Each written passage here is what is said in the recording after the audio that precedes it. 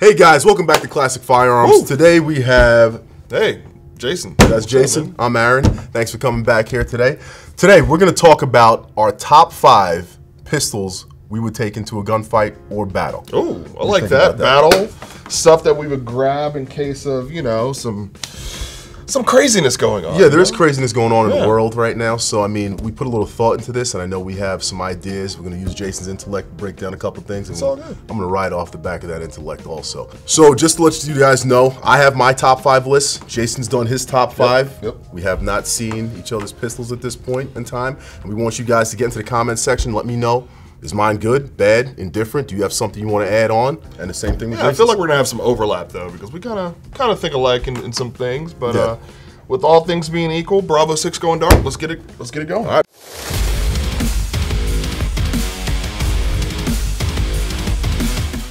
I'm gonna go with the Beretta 93R.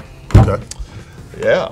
So tell me why. Why the Beretta 93R? Well, first of all, machine pistol. Okay. So extra kudos for that one. Extended magazines to take care of all those, you know, lovely threats in the area in case you need to just spray and pray. Okay. And it's comped, and that thing looks awesome. All right. And it's just a very, it's a very robust firearm. Gotcha. Why is it number 5 though for you, not number 1? Because you know, it's unrealistic to a certain degree, but it's still cool and it has that factor of still, you know, laying down suppressive fire in a situation. Makes sense. That can fit in a holster. All right, cool. All right, so my number 5. Let's make sure everything's clear here. Well, that's funny. We went with the Beretta M9A4, and I know we've done some videos on this beautiful firearm here. I like the 18+1. Okay. Give me some rounds in there to put down range when need be.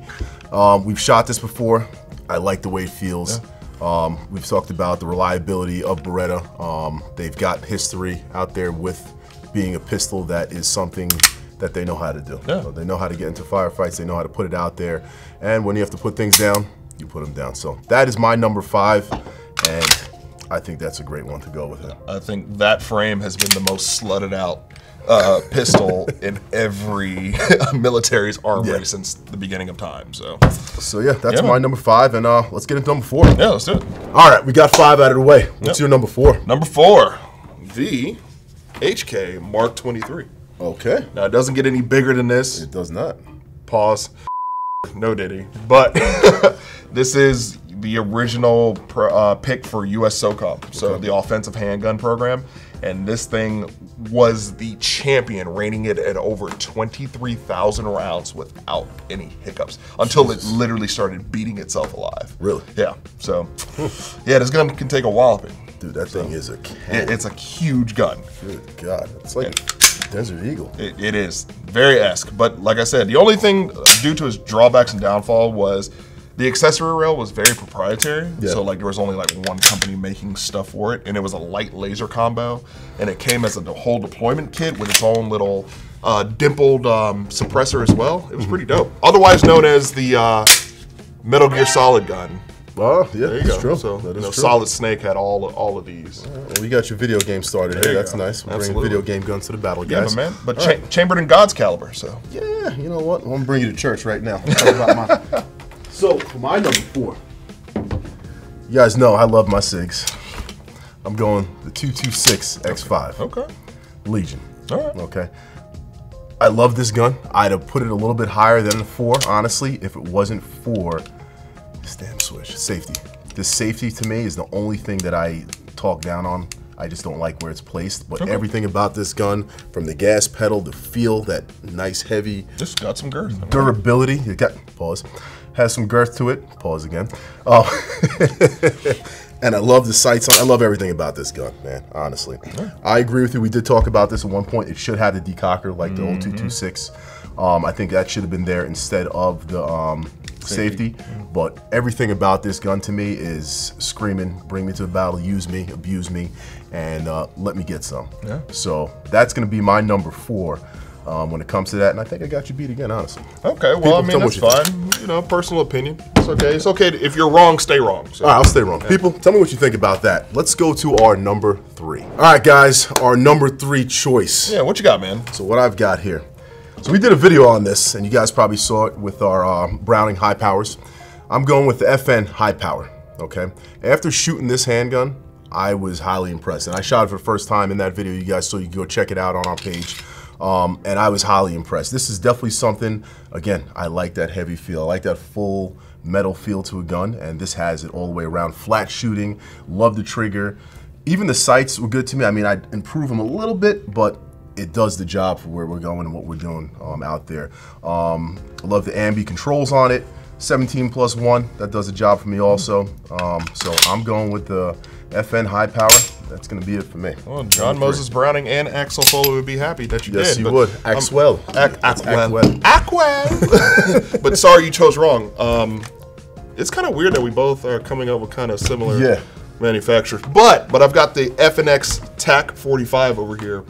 This one was in my opinion, and also in the opinion of others, this was the first gun within Special Forces that really put everything to mark. We're talking about optics ready, light ready, threaded barrel ready to go, everything out of the box. So, I mean, not a bad choice there. I will have to say, not a bad choice. You know, big and bulky. Big and bulky. 15 rounds of 45, so that's also unheard of in its class as well. True. Very aggressive texture, very aggressive everything, and this gun is a smooth shooter. Very repeatable, very dependable, and just an all-around good time. All right. I can go out and party with that, but look at that. Both of us FN. That's really strange. FN. And again, guys, we didn't know this was going to happen here. Did not know, and it seems like we're kind of on the same page. What page are you guys on? Let us know. Yeah, let us know, man. All right, let's get on to number 2. And here we go, number 2. Since, you went first last time, let me go ahead and get this off you. Little Houdini move. There it is. Got the lovely SIG 226, but more specifically, the Mark 25. Ooh. So this gun has seen so much action. It has. In clandestine missions, saltwater. Yeah. It's seen it's been jumped, it's been drug, it's been run through the mud, and still keeps on ticking. So, I mean, let's really be real. It's got the classic SIG function, SIG features, and of course that decocker. Imagine that, right? A decocker. Yep. Pause. But yeah, this gun has seen it all, been through it all, and it's still lived the tale to tell. So yeah, it definitely has been jumped before. Like I'm about to jump you right now. Well, I'm sorry. I hear you, man. Number 2. Now, before I bring out my number 2, I know everybody says and knows that I'm a SIG fanboy, and what I'm about to do here, it hurts my soul a little bit. But after the fact we shot this gun, and it impressed me also. Okay. I'm going with M&P. Okay. Smith & Wesson M&P. I hear you. 2.0. When we shot that the other day, and you go check out the video, I was thoroughly impressed with this gun. It was very good. Extremely flat shooting, almost to the point where it felt like I was shooting a 22. It was getting close to that type of recoil and that type of handling that I had with that. I mean, I love the grip on this. Is amazing. The trigger actually felt pretty damn good, and I thought it was going to be a crappy feeling trigger. It felt pretty damn good.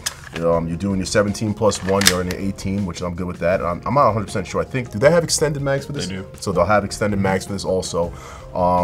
It looks good. You could put your red dot on there also. You have your espresso height sights on that. I mean, it's money all the way around for me. Durability-wise, it's out there. I know law enforcement uses that in the U.S. And then it's something that I would be more than happy with bringing out to a gunfight and or a battle. And one of the only guns who can actually take being frozen and still shoot. So it looks like I jumped you again there. I don't know about that, but let me know what you shout out to Grand Thumbs video. So before we get into number 1, though. Okay. Yeah, we got some honorable mentions. We've got to talk about an honorable mention. All right. I'll let you go first on yours, and I'm going to. You know what? Thank you. I'll let you go first on your honorable mention. I appreciate that one. I've got the lovely FNN 5.7. Nice choice. So let's think about this now. Okay. High capacity, it holds every bit of 20 rounds of a rifle caliber slinging through you to the feet. Those are some level hot 3 body armor, and that's some hot. They are. Yeah, definitely. I've seen some damage done with those things. So. Exactly. So that, little mixture of 20 round capacity, and they have the extended mags for these too. So you're talking about 40 rounds on tap. Yeah. Of some hot stuff being slung. Yeah.